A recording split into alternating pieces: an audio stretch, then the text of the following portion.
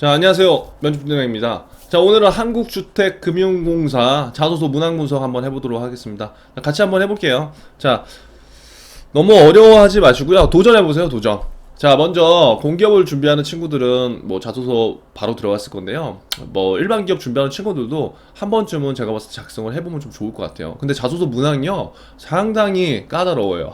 보니까 고민을 좀 해봐야 될 것 같고, 그 고민을 조금 여러분들하고 조금 더 빠르게 제가 핵심 내용만 정리를 해드릴 테니까요. 도전해보셨으면 좋겠습니다. 자, 먼저 한국주택금융공사에 대해서 조금은 알아야 되겠죠, 여러분. 자, 주택금융공사가 뭐예요? 국민의 행복과 함께 성장하는 최고의 주택금융기관이래요. 그러니까 이런 것들은 정도는 우리가 지금 다 알고 있잖아요. 그리고 가장 중요한 포인트는 뭐냐면 서민 주거복지 향상으로 삶의 질을 개선하는 기관이다. 그쵸? 그러니까 돈이 물론 많은 사람들을 대상으로 해서 주택을 공급하고 이러한 삶의 질 복지를 개선해 주는 것도 좋지만 서민 주거 복지 향상이라는 포인트를 여러분들이 잘 기억해 주시고요. 자소서 작성에 들어가시면 될 것 같아요. 자, 보시면 주택금융 등의 장기적, 안정적 공급을 촉진하고요.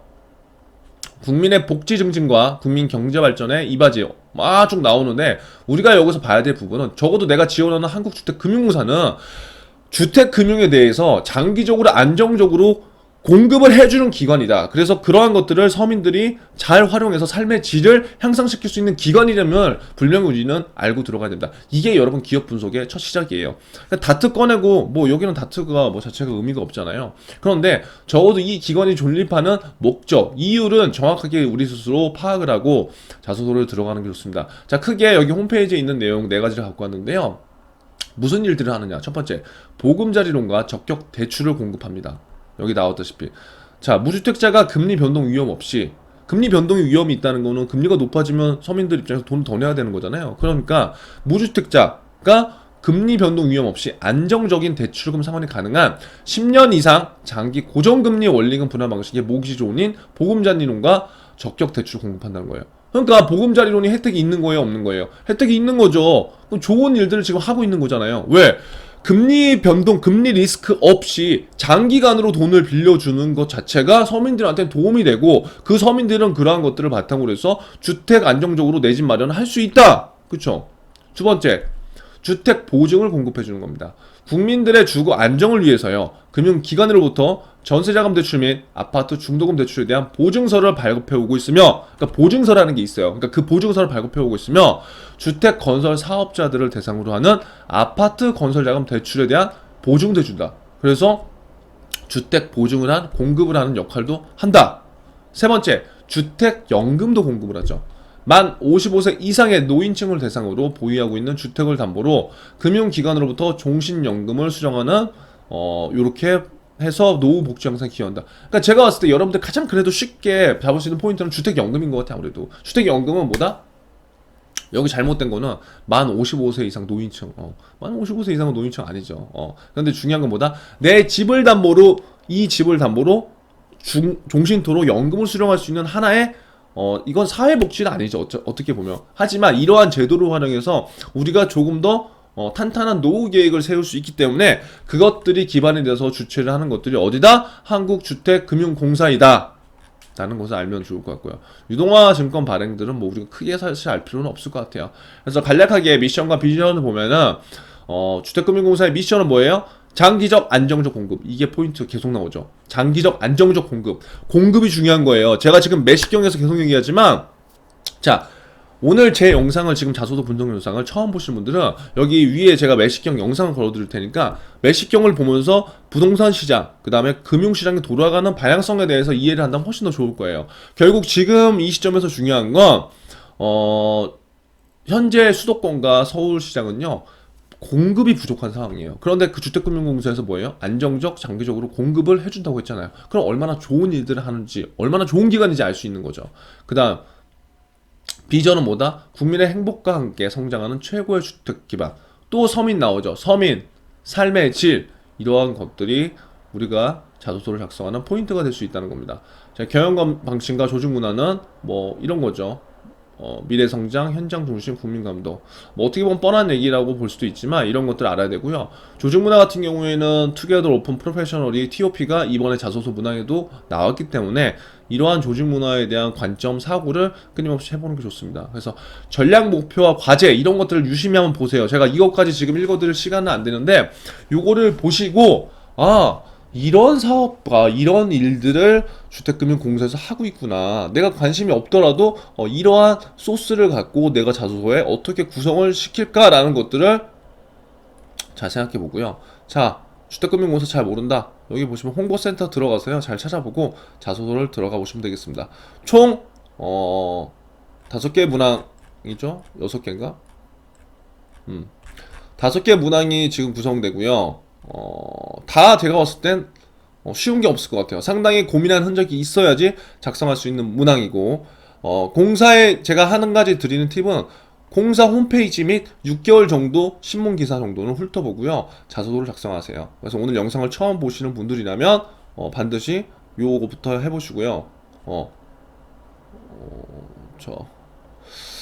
제가 다운 한번 받아봤어요. 채용 공고문 한번 보면은 이거 여러분들 읽어보세요. 총 한 70명 정도 뽑는데 이렇게 된다니까 요걸 한번 쭉 보시고 지원 자격하고 이러한 내용들을 한번 보시고 자소서에 들어가 보시면 좋겠습니다. 최대한 빠르게 20분 안에 마무리 오늘도 짓도록 해보겠습니다. 그 다음에 두 번째는요, 주택과 부동산에 대한 관심이 조금이라도 있다면 저는 도움이 될 것 같아요. 왜?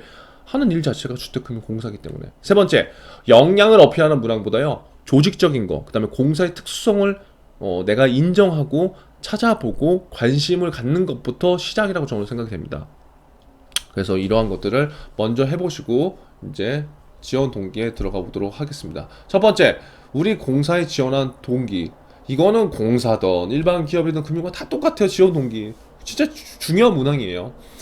우리 공사에 지원한 동기를 지원자가 가진 직장 선택의 기준과 연계해서 기술해 주십시오 라고 나왔고요. 또 지원한 이유와 본인이 가진 역량을 어떻게 펼쳐나갈지 구체적인 계기에 대해서 기술해 주십시오 라고 나왔습니다. 어렵죠. 문항의 의도를 보면 뻔합니다. 너 왜 지원했어? 우리 공사야. 우리 공사야. 그런데 그냥 일반적인 공사들과는 약간 다른 것 같아. 근데 물론 다 중요한데 우리 나랏밥 먹는 사람들은 특히나 인성과 조직관 이런 것들이 진짜 중요하단다. 그래서 이런 것들에 대해서 당신만의 직장 선택 기준 이런 것도 좀 알려줄래? 이런 의도라고 보시면 돼요. 두 번째, 지원 이유를 이제 기술을 해야 되는데 이 지원 이유를, 지원 동기를 작성할 때는 나만의 인성적 기반이 된 지원 동기가 될 수 있고 경험적으로 나온 지원 동기가 될 수도 있고 아니면 어떠한 목표 지향적 이런 나는 이런 걸 꼭 해보고 싶기 때문에 지원을 할 거예요 라는 것도 할 수 있어요. 그래서 여러분들의 상황에 따라서 뭐가 더 유리할지를 한번 판단해서 작성을 하면 될 것 같고요. 그냥 이런 자소서 내용들이 너무 많아요. 그냥 공사니까 그냥 나는 헌신하고 싶어, 나는 그냥 주택금융공사에서 주거 안정을 돕고 싶어, 그러니까 알맹이가 없어. 어떻게 도울 건데, 왜 도울 건데, 그런 게 나와야 되는데 그냥 맹목적으로 누가 보더라도 그냥 공사니까 안정성 있으니까 그런 뉘앙스가 들이면은 절대 안 돼요. 그게 있더라도 반드시 목적어가 분명히 해야 됩니다. 그래서 그런 내용들을 봐주시고요. 여러분들이 어떠한 이유로 지원을 했는지, 그리고 그 이유가 공익적인 이유라면 그 공익적인 목적이 어떠한 목적인지도 나타내 주는 게 반드시 좋습니다. 뭐 예를 들어서 현재 주택 문제에 대한 심각성을 내가 굉장히 오래전부터 느끼고 있고 지금 현재 우리나라에서 경제적으로나 사회적으로 이슈가 되는 것이 주택 문제이기 때문에 이러한 심각성을 바탕으로 해서 내가 주택금융공사에서 어떠한 것들을 해보고 싶다, 어떠한 일들을 도전하고 싶다, 이런 것들이 뭐 연관성이 있겠죠. 그리고 이러한 부동산이라는 것 자체가 대한민국에서는 굉장히 특수성 있는 하나의 금융상품이면서 필수재이면서 소비재이기 때문에 이러한 것들을 주택금융공사에서 내가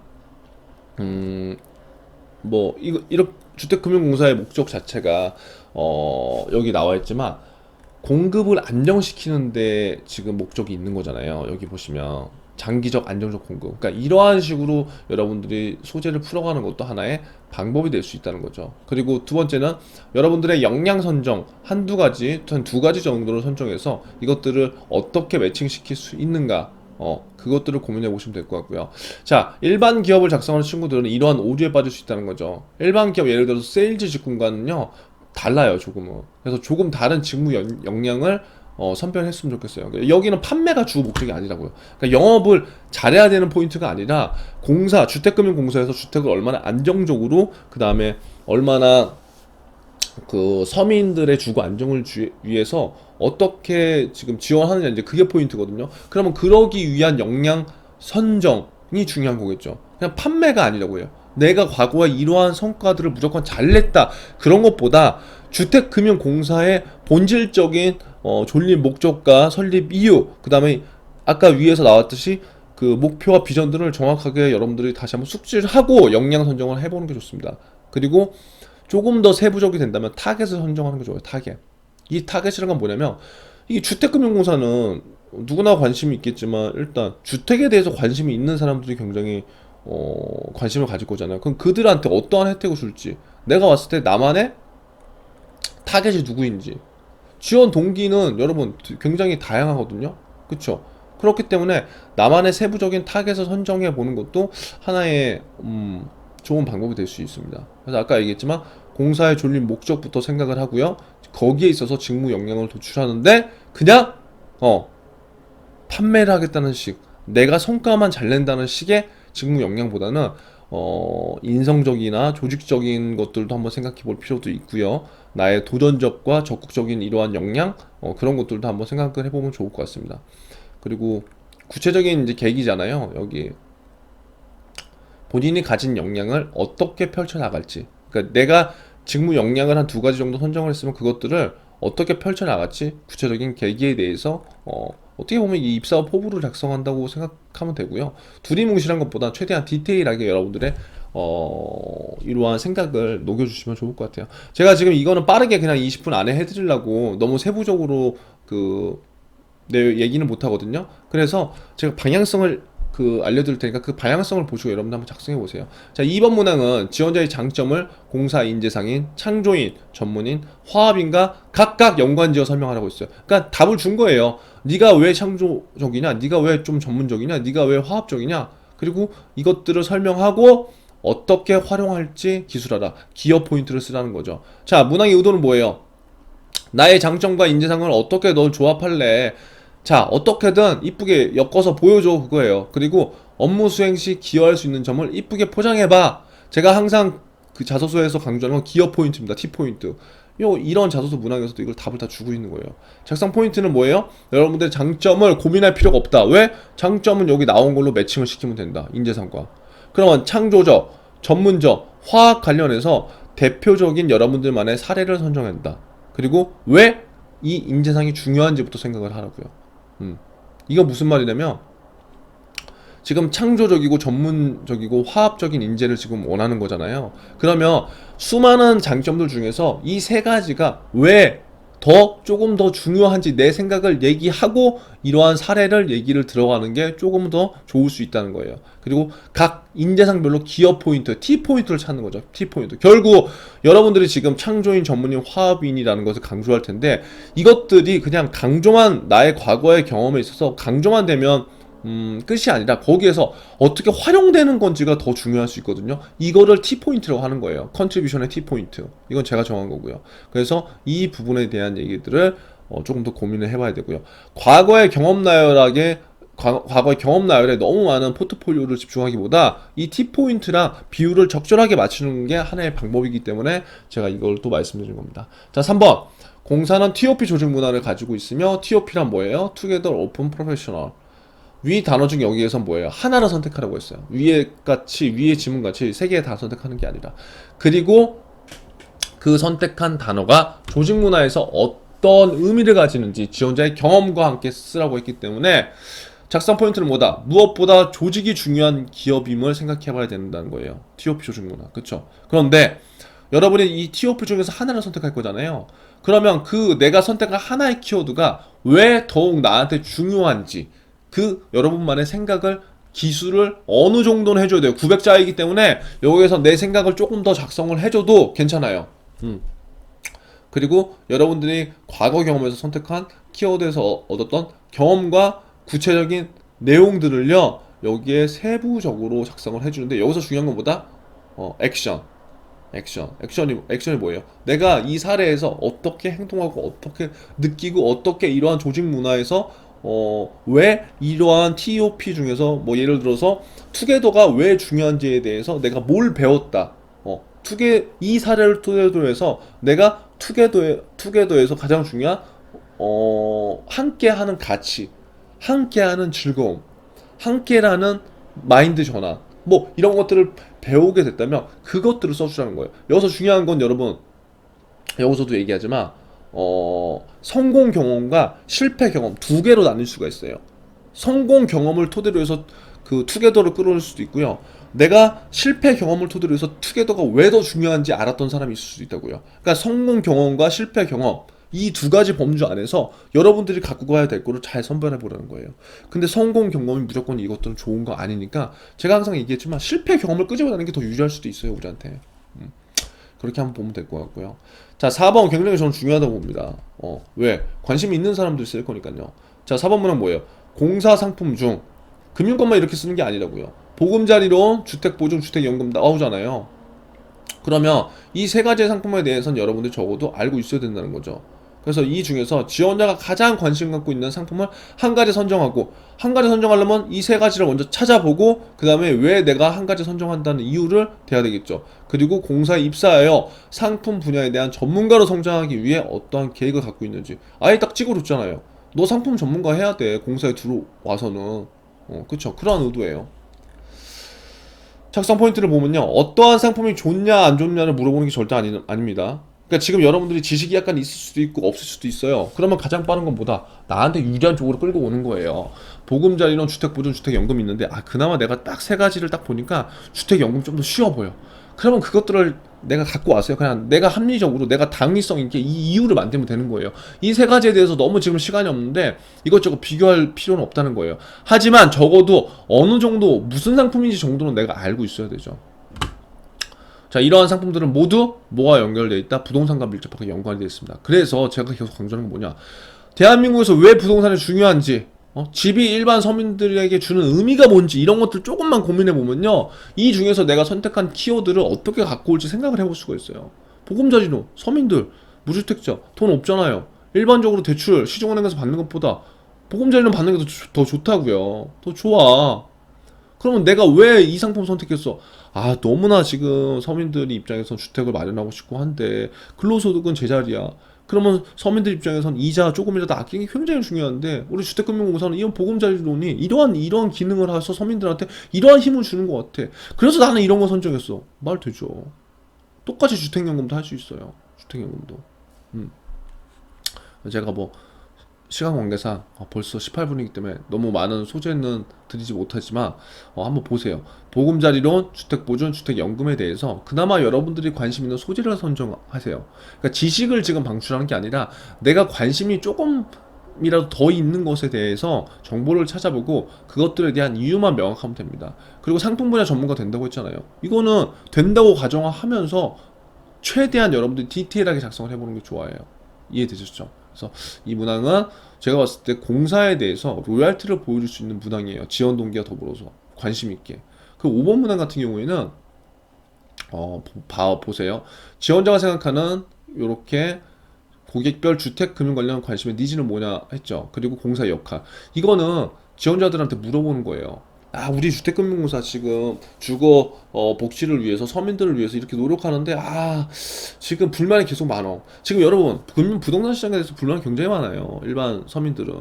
근데 그 불만을 잠재우려면 아이디어가 필요한 거겠죠. 왜? 20대, 30대가 생각하는 부동산에 갖고 있는 마인드가 다르고요, 40, 50대가 생각하는 마인드가 다르고 60대가 생각하는 마인드가 다 달라요. 그러니까 다 다르다는 거예요. 그럼 여러분들이 봤을 때 이렇게 한번 고민하는 흔적을 보여달라는 거예요.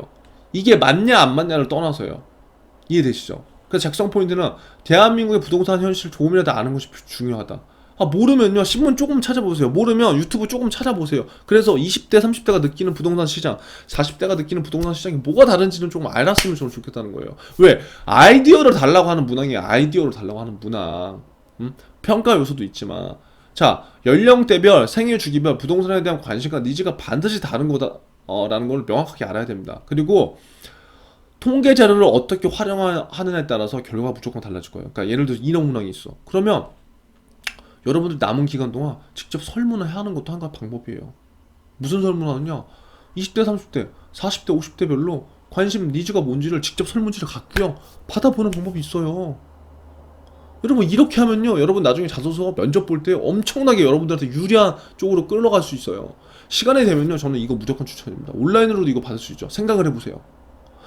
그러니까 여기서 중요한 건 뭐다? 아이디어를 받으려고 하는데 자꾸 원론적인 얘기만 쓰지 말라는 거예요. 내가 이 아이디어를 어떻게 도출했고 이들의 생각을 어떻게 취합했다 이러한 방식으로 한번 가보세요. 그러면 면접에서 여러분 진짜 차별화될 수 있습니다. 그리고 마지막 뭐다? 관심과 니즈를 고려한 공사의 역할. 이러한 아이디어를 받았는데 내가 봤을 땐 공사의 역할은 이렇게 이 아이디어를 이렇게 했으면 좋을 것 같다. 한마디로 이것도 T포인트가 될 수 있다는 거죠. 기업 포인트. 그래서 공사의 역할을 너무 두리뭉실하게 작성하지 말고요. 좀 더 디테일하게 작성을 해보시면 좋을 것 같아요. 하나 더 있었네요. 저도 까먹었는데. 마지막으로 공사는 사회적 책임을 다하기 위해서 이러한 활동을 하고 있다. 지원자의 과거 공익지향적 경험은 무엇이고 공사에 입사하여 공사의 특성 및 지원자의 경험을 반영하여 새로운 공익지향적 활동을 계획한다면 어떤 거? 그러니까 다 지금 아이디어를 물어보는 거예요. 그러니까 공사에서 하고 있는 것들 그리고 부동산이 갖고 있는 특수성들을 얼마나 이해했는지에 따라서 여러분들이 이거를 쓸 수 있는 인사이트는 굉장히 너무 다르다고 생각이 돼요. 자 보시면 내가 과거에 공익지향적 경험을 한 이유가 중요합니다. 왜?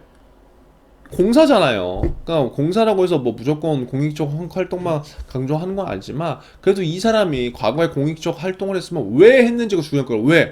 여기에 인성적인 나의 가치가 담겨 있을 수도 있고 아니면은 뭐 성장 과정이나 가치관이 담겨 있을 수도 있고 다 다르거든요. 그러니까 왜가 중요하다는 거예요. 왜? 그래서 어떤 행동을 했는지보다 내가 이 행동을 왜 했는지가 나와야 되고요. 이건 당연히 대가 없이 하는 공익적 행동을 말하는 거겠죠. 그러한 측면으로 하면 되고요. 그리고 주택금융공사와 여러분들의 경험을 어떻게 매칭시켜서 미래 내가 어떻게 기여할 수 있는 인재인지.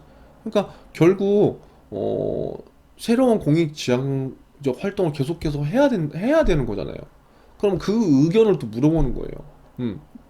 왜? 결국 그러한 공익활동이 주택금융공사라는 본질에 있는 거거든요. 그럼 내가 다양하게 금융공사라고 해서 부동산 얘기만 주구장창 할 수 없잖아요. 주택 얘기만 주구장창 할 수 없잖아요. 그러면 이러한 사람들의 관심 있는 거 여기 지금 금융공사 하고 있는 거 은퇴금융 아카데미도 할 수 있고 재미지에도 할 수 있고 어르신 한글 교실 이런 것도 왜 해요? 이런 것들 토대로 해서 금융공사라는 하나의 플랫폼으로 오게 만드는 거거든요. 쉽게 얘기하면 그쵸? 그러면 여러분들이 생각하는 새로운 공익지향적 활동의 아이디어가 있으면 그거를 넣어주면 굉장히 또 좋을 수 있다는 거예요. 아무쪼록 빠르게 한번 한 20분 토대로 해서 봤는데요. 포기하지 마시고요. 써보세요. 자소서의 난이도는 상당히 제가 봤을 땐 뭐 어려울 수 있어요. 하지만 금융공사 그리고 부동산에 대한 관심이 약간 있다고 생각한다면 제가 봤을 때는 또 굉장히 좋은 기회가 되지 않을까 싶습니다. 아무쪼록 화이팅 하시고요. 절대 포기하지 마십시오. 꼭 좋은 경우가 있기를 바라겠습니다. 오늘 영상이 도움이 되셨다면 좋아요, 구독 눌러주시고요. 화이팅 댓글 남겨주시면 될 것 같습니다.